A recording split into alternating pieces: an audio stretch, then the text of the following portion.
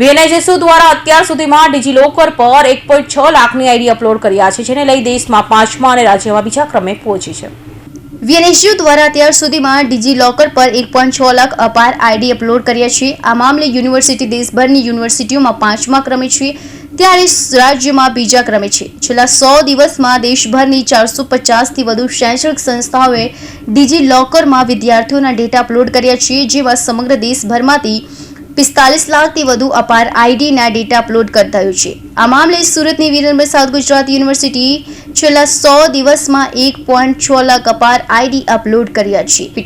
ઉલ્લેખનીય છે કે યુજીસી દ્વારા અપાર આઈડીના ડેટા અપલોડ કરવા માટે છેલ્લી તારીખ 31 ડિસેમ્બર રાખી છે। ત્યારબાદ કોઈ પણ યુનિવર્સિટી ડિજીલોકરમાં અપાર આઈડીના ડેટા અપલોડ કરી શકશે નહીં। પ્રણામ।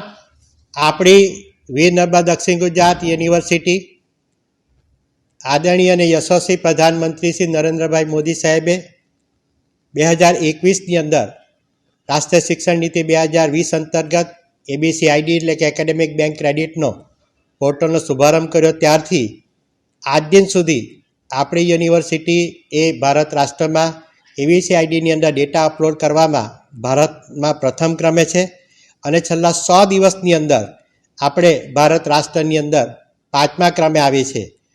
આ સિદ્ધિ જે છે એના સાચા યશના જો ભાગીદાર હોય તો આપણા 7 જિલ્લામાં આવેલા ટ્રાઇબલ બેલ્ટના વિદ્યાર્થીઓ કે તેઓએ આ ડિજિટલ ક્રાંતિનો અને ભારત રાષ્ટ્રની જે ડિજિટલ ક્રાંતિનો સ્વીકાર કરીને તેની અંદર તેઓએ સૌથી વધારે આઈડી બનાવવામાં મદદ કરી છે। આ ઉપરાંત અમારા તમામ ટેકનિકલ ટીમ અને શૈક્ષણિક પરિવાર અને સાથે 7 જિલ્લાના આદરણીય કલેક્ટરશ્રી, આદરણીય જિલ્લા શિક્ષણ અધિકારી અને તમામ એની ટીમ અને તમામ પોસ્ટ ઓફિસોએ આ ડિજિટલ લોકર અને એની સાથે એકેડેમિક બેંક ક્રેડિટ આઈડી બનાવવાનો આ શ્રેય આપણી યુનિવર્સિટીને પ્રાપ્ત થયું છે।